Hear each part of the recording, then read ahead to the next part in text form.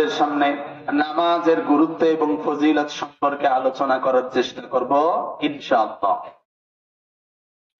সবার আগে আল্লাহ রাব্বুল আলামিন যেন এই নগণ্য বান্দাকে কোরআন থেকে এবং সুন্নাহ থেকে কিছু কথা বলার তৌফিক দান করেন। মুখের জড়তা যেন আল্লাহ রাব্বুল আলামিন দূর করে দেন। সকলে বলে আল্লাহুম্মা আমিন। জোরে বলেন আল্লাহুম্মা আমিন। আপনাদের এলাকার সন্তান বিশ্বের মধ্যে, পুরা বাংলাদেশের মধ্যে কোরআন নিয়ে আলোচনা করে আপনার চান কি চান না?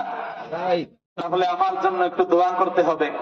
আল্লাহ রাব্বুল আলামিন যেন আগামীতে সারা বাংলাদেশ কেন সারা বিশ্বের মধ্যে যেন কোরআন নিয়ে কথা বলার তৌফিক দেন। সকলে বলে আল্লাহুম্মা আমিন। আসলে আমি এখানে ওয়াজ করার জন্য বসে নাই। অনেকে আমার এখানে পরিচিত আছেন, তাদের কাছে শুধু দোয়ার দরখাস্তের জন্য আমি বসেছি, যাতে করে আল্লাহ রাব্বুল আলামিন আপনাদের দোয়ার বরকতে আমাকে যেন এই দিনে অটল অবিচল রাখেন। সকলে বলে আল্লাহুম্মা আমিন। সেই সাথে আমার উস্তাদ মুহতারাম আমার পাশে বসা আছেন এবং অনেকে আমার কাছে দোয়াও চেয়েছেন। আল্লাহ রাব্বুল আলামিন যেন আমার সমস্ত উস্তাদকে দ্বীনের জন্য কবুল করে নেন। আল্লাহ রাব্বুল আলামিন যেন তাদের ইস্তেদাদ আরো বৃদ্ধি করে দেন, তাদেরকে দ্বীনের মুবাল্লিগ, মুফাসসির, দাঈ ইলাল্লাহ হিসাবে যেন কবুল করেন। মৃত্যু পর্যন্ত যেন তারা দ্বীনের উপর অটল থাকতে পারেন, অবিচল থাকতে পারেন। সকলে বলি আল্লাহুম্মা আমিন। সালাত নিয়ে আলোচনা করার কথা বলেছি। সালাতের অর্থ হচ্ছে মুতাওয়াজ্জু হওয়া আল্লাহর দিকে, আল্লাহ তাআলার দিকে মুখ ঘুরিয়ে দেওয়া, চেহারা ঘুরিয়ে দেওয়া, নিকটবর্তী হওয়া। আল্লাহ রাব্বুল আলামিন কোরআনুল কারীমের মধ্যে সুন্দর করে ইব্রাহিম আলাইহিস সালামের ভাষ্য তুলে ধরেছেন। আল্লাহ রাব্বুল আলামিন কোরআনুল কারীমের মধ্যে বলেছেন যে ইব্রাহিম আলাইহিস সালামের দিকে লক্ষ্য করো, সালাতের অর্থ পেয়ে যাবা। সালাতের অর্থ মুতাওয়াজ্জু হওয়া, নিকটবর্তী হওয়া, চেহারাকে ঘুরিয়ে দেওয়া, মুখকে ফিরিয়ে দেওয়া। ইব্রাহিম আলাইহিস সালাম বলেছিলেন ইন্নী ওয়াজ্জাহতু ওয়াজহিয়া লিল্লাযী ফাতারাস সামাওয়াতি ওয়াল আরদা হানিফা ওয়া মা আনা মিনাল মুশরিকিন। ইব্রাহিম আলাইহিস সালাম বলেছিলেন নিশ্চয়ই আমি আমার চেহারাকে ঘুরিয়ে দিলাম সেই সত্তার দিকে যিনি আসমান এবং জমিনের স্রষ্টা, তিনি সব কিছুর মালিক। সেই সত্তার দিকে আমার চেহারা ঘুরিয়ে দিলাম। সুতরাং সালাতের অর্থ কি? নিকটবর্তী হওয়া, চেহারাকে ঘুরিয়ে দেওয়া, মুখকে ফিরিয়ে দেওয়া। সালাতের একটা অর্থ আছে নিকটবর্তী থেকে আরো নিকটবর্তী হয়ে যাওয়া। আল্লাহ রাব্বুল আলামিন বলেন ওয়াসজুদু ওয়াকতারিব। বান্দা তুমি আল্লাহ তাআলা নিকটবর্তী হতে চাও? আমরা কি হতে চাই? আল্লাহ তাআলা নিকটবর্তী কারা কারা হতে চাই? আমি হাত উঁচু করে দেখতে চাই। আল্লাহ রাব্বুল আলামিন আমাদেরকে যেন আল্লাহ রাব্বুল আলামিনের নিকটবর্তী বান্দাদের অন্তর্ভুক্ত করে নেন। সকলে বলে আল্লাহুম্মা আমিন। সালাতের অর্থ নিকটবর্তী হওয়া, নিকটবর্তী থেকে আরো নিকটে চলে যাওয়া। আল্লাহ রাব্বুল আলামিন বলেন ওয়াসজুদু ওয়াকতারিব। বান্দা তুমি সিজদা দাও আর আল্লাহ তাআলার নিকটবর্তী হয়ে যাও। সুবহানাল্লাহ। জোরে বলেন সুবহানাল্লাহ।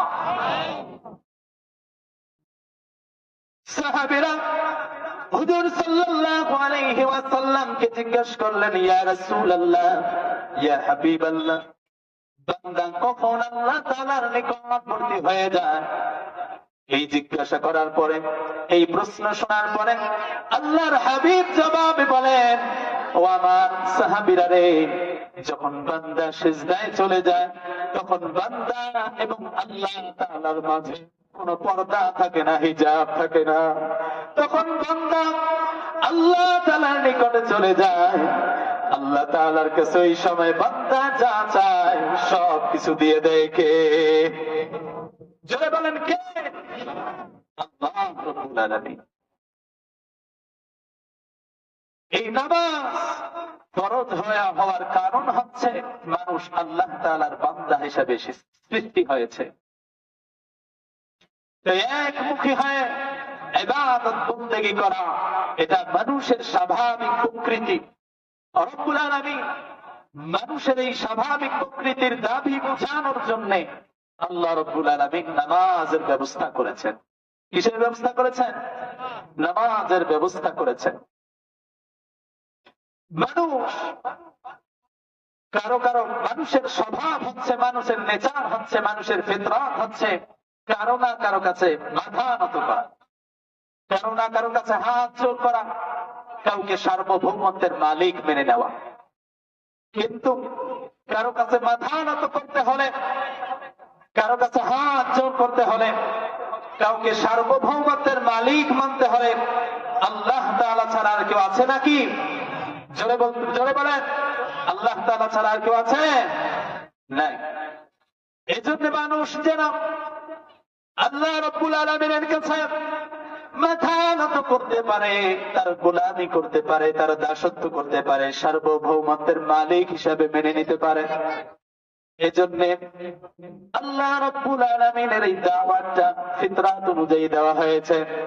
কুরআনুল কারীমের মধ্যে বলা হয়েছে আল্লাহর যেন দাসত্ব করতে পারে, গোলামি করতে পারে, আল্লাহকে সার্বভৌমত্বের মালিক হিসাবে মেনে নিতে পারে। এজন্য আল্লাহ রাব্বুল আলামিন মানুষদেরকে কুরআনুল কারীমে বলেছেন মানুষদেরকে তিনি সৃষ্টি করেছেন। এর কারণ কি? আল্লাহ রাব্বুল আলামিন বলেন ওয়ামা খালাকাতুল জিন্না ওয়াল ইনসা ইল্লা লিয়াবুদুন। আল্লাহ রাব্বুল আলামিন বলেন আমি মানুষ এবং জিন জাতিকে সৃষ্টি করেছি একমাত্র আমার ইবাদতের জন্য। মানুষ এবং জিন জাতিকে একমাত্র সৃষ্টি করার কারণ হলো কি? আমার ইবাদতের জন্য। জোরে বলেন কার ইবাদতের জন্য? আল্লাহ রাব্বুল আলামিনের ইবাদতের জন্য। আদম আলাইহিস সালাম থেকে মুহাম্মদুর রাসূলুল্লাহ সাল্লাল্লাহু আলাইহি ওয়াসাল্লাম পর্যন্ত যত নবী যত রাসূল এসেছেন সকলের মিশন ছিল একটা। সকলের মিশন কয়টা ছিল? একটা।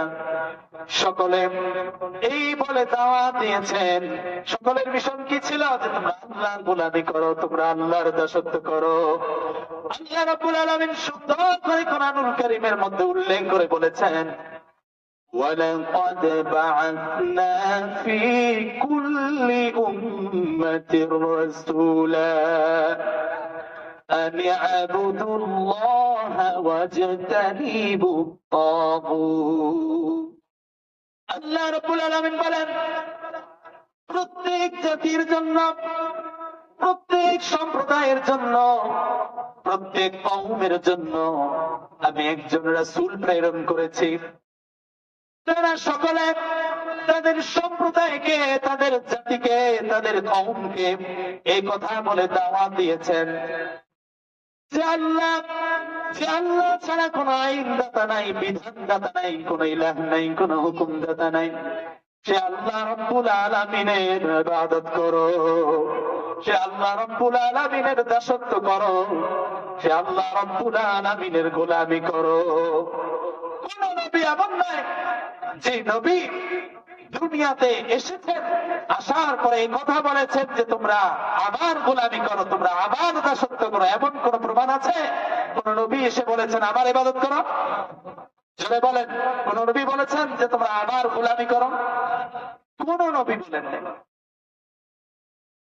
সকল নবী আসার পরে শুধু এই কথাই বলেছেন যে এক আল্লাহ তাআলার ইবাদত করো, গোলামি করো, দাসত্ব করো। সুতরাং নামাজ হচ্ছে তাওহীদের এক অবশ্যম্ভাবী বহিঃপ্রকাশ।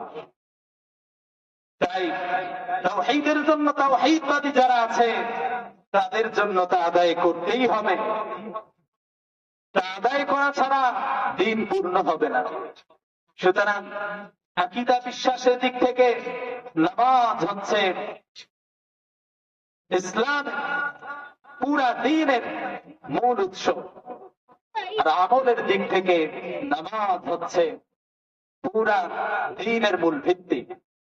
সুতরাং এই নামাজ আদায় করা ছাড়া দিন পুরা হতে পারে না। কথা বলেন, নামাজ আদায় করা ছাড়া দিন পুরা হতে পারে না।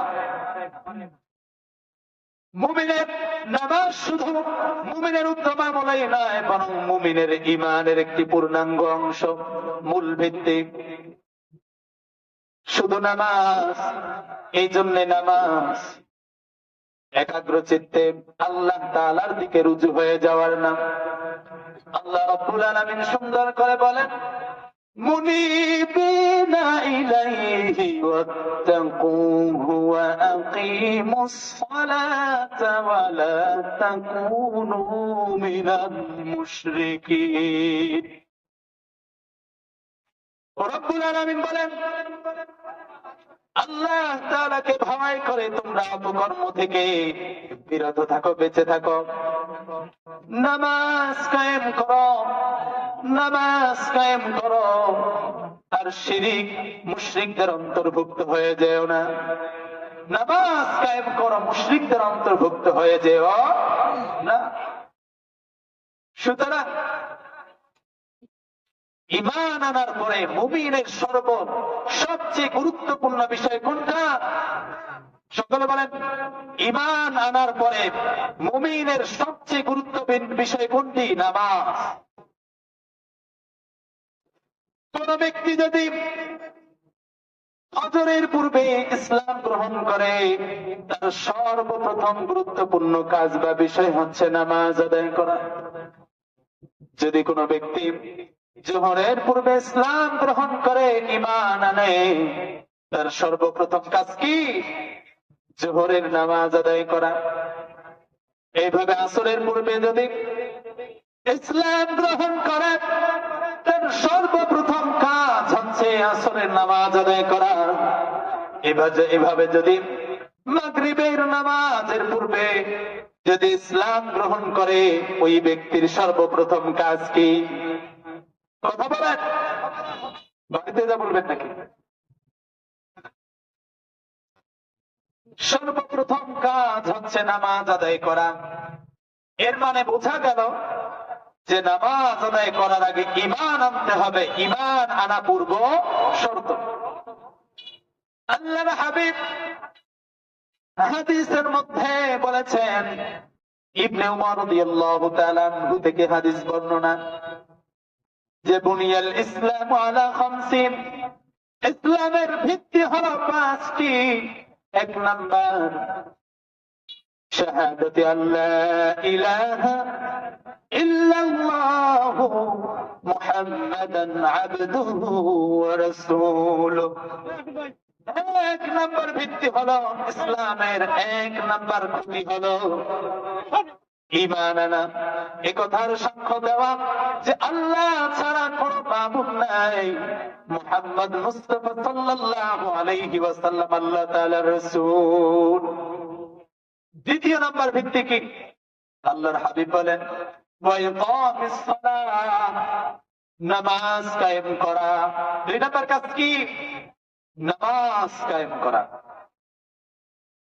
হাদিস থেকে পেলাম যে নামাজের পূর্ব শর্ত হচ্ছে ঈমান আনা, অর্থাৎ নেক আমল করার পূর্ব শর্ত ঈমান থাকতে হবে। ঈমান যদি না থাকে, যতই বড় আপনি ভালো কাজ করেন না কেন, সেগুলো বৃথা যাবে। কুরআনুল কারীমে আল্লাহ রাব্বুল আলামিন সুন্দর করে বলেন, মা কানা লিল মুশরিকিনা আন ইয়া'মুরু